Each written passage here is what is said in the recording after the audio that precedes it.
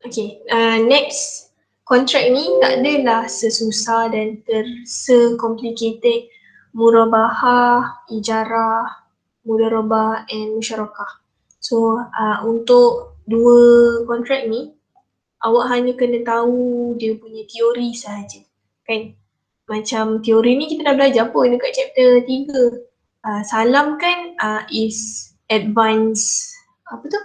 Advanced sales. Maksudnya awak kena bayar dulu duit untuk certain produk.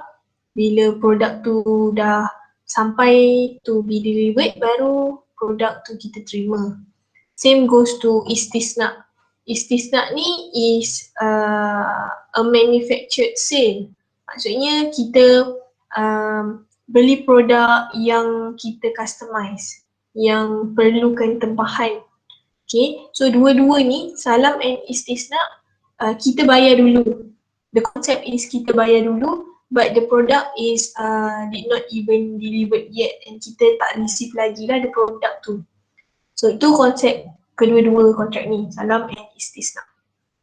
Secara berbeli yang saya cakap. And then salam, according to the slide here, dia bagi meaning of salam tu.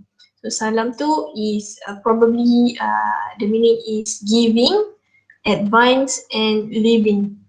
And technically, as-salam is like a contract that refers to a sales contract whereby the seller undertakes to sell some specific commodities to the buyer at the agreed future date in exchange for the price fully paid in advance on the spot basis. So macam saya cakap lah, salam ni is sales contract where kita bayar dulu the amounts of the product, price of the product, tapi produk tu tak dapat lagi ke kita, tapi kita bayar dulu in advance.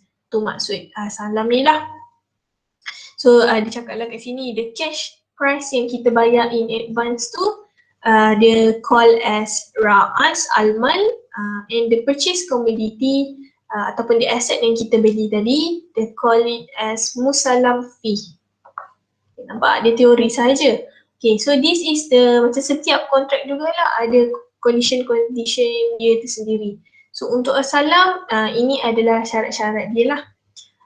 Syarat-syarat yang pertama regarding the price. Okay, the price of course kena clearly determined and paid in full by the buyer at the times of undertaking the sales to avoid a later dispute.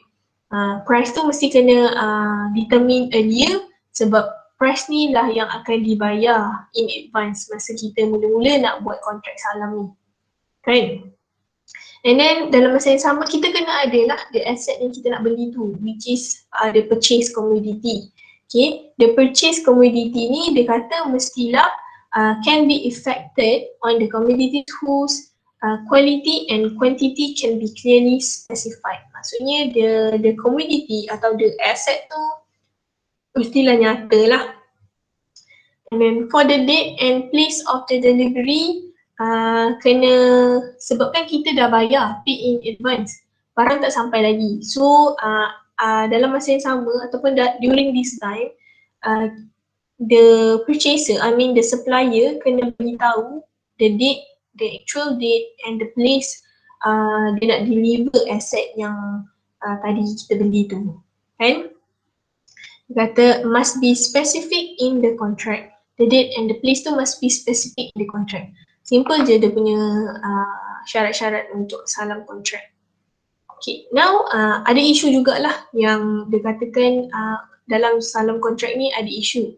Dia cakap modern banks are not so much in favor of a salam contract as it may result in the receipt of certain commodities from their client and will not entitle them to receive money.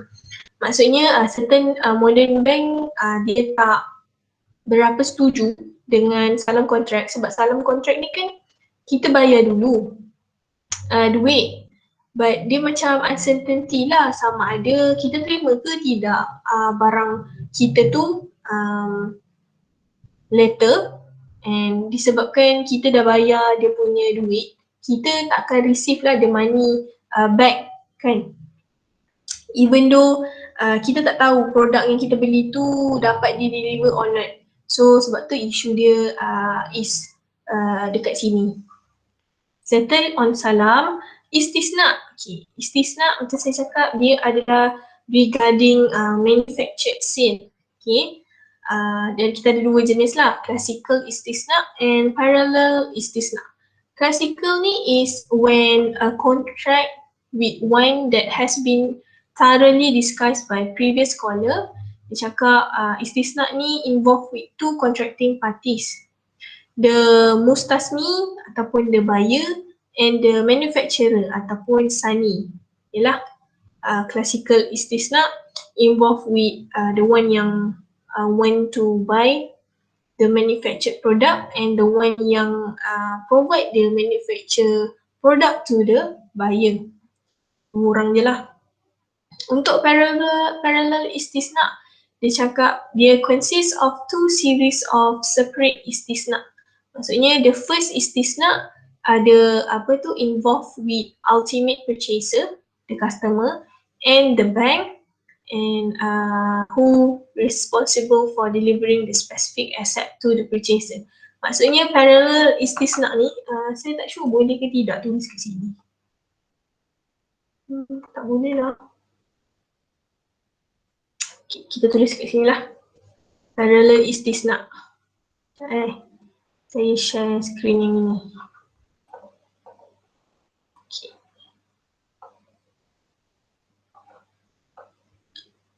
Nampak kan dua-dua ni kan? Okay. Parallel istisna is when like this lah. Ni macam kita recap balik je. Bila ada dua types of series, maksudnya ada first istisna and the second istisna. The first istisna is involving with the customer, with the bank, who is the seller.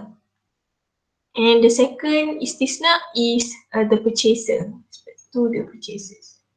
Ni adalah dia punya supplier. So maksudnya customer ni tadi dia provide ataupun dia nak join contract istisna with bank.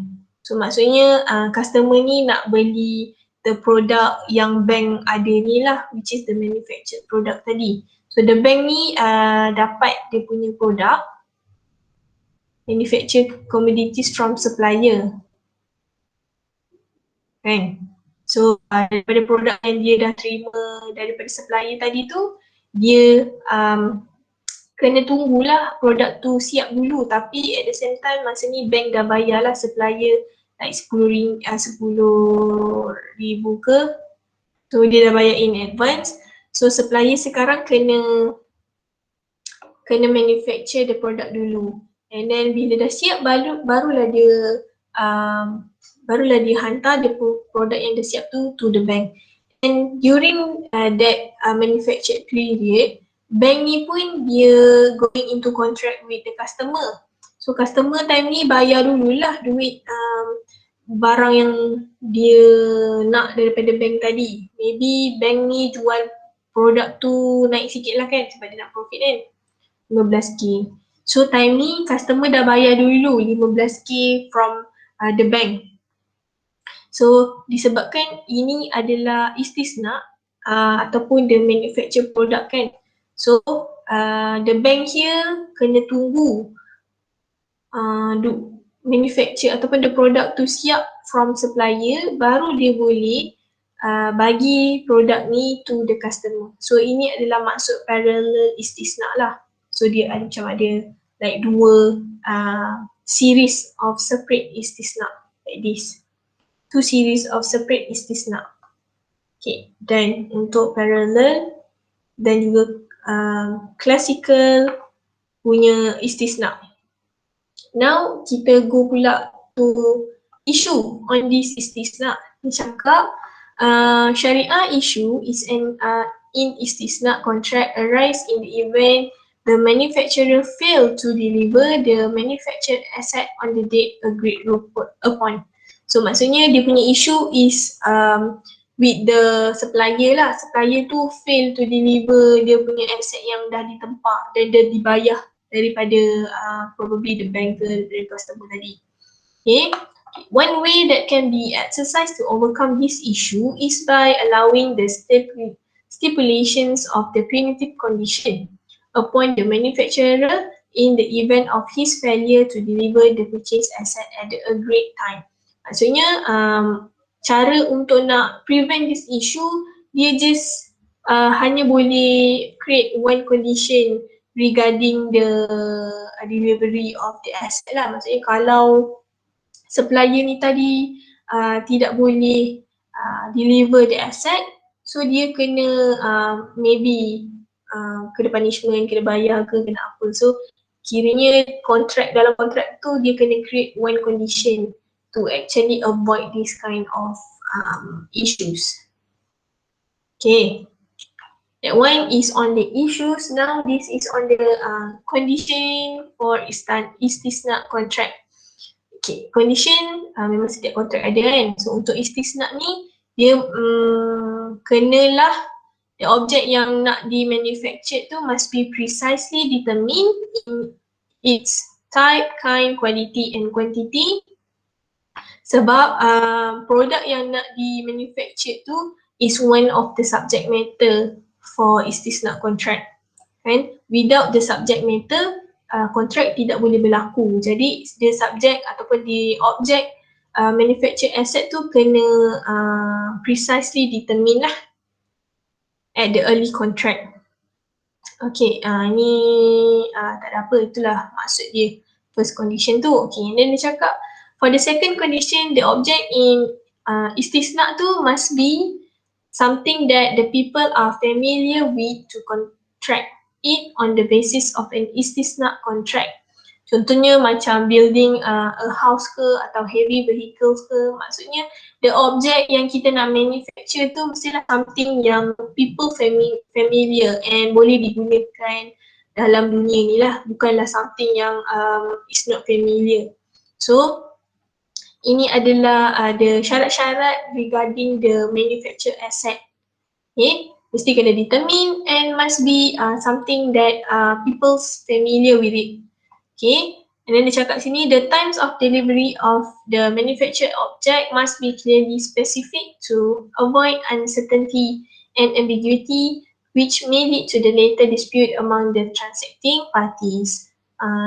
Time nak deliver pun sama macam Salam, mesti kena precisely determine and bagi tahu bila the date and the place and the time of manufacture object tu nak siap. Okay, dan settle chapter yang paling lama ni, chapter 7 kita.